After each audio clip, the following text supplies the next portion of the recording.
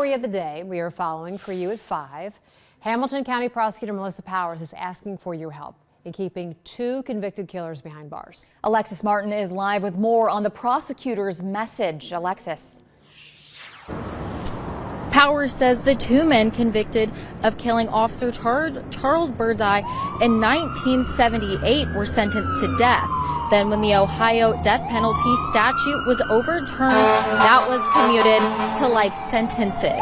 Now Powers is saying those men need to stay behind bars.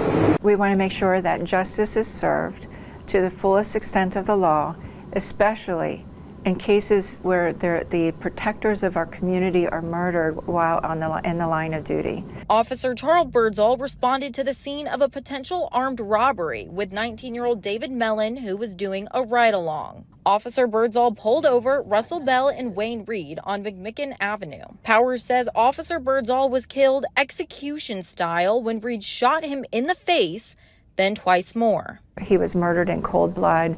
He was serving our community, protecting our community, and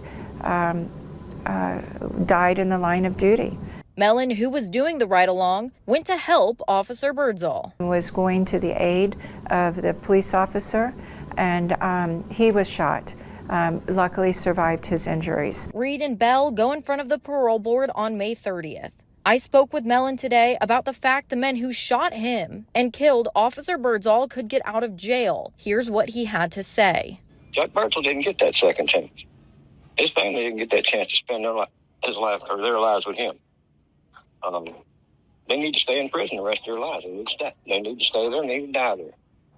And that's been my feeling all along. It's going to be my feeling until the day they die. Powers is asking the community to write letters to the parole board expressing their concerns about Reed and Bell being released on parole. She says keeping anyone in jail who kills an officer sends a message to officers, their families, and the community. They're here serving us. They're here keeping us safe.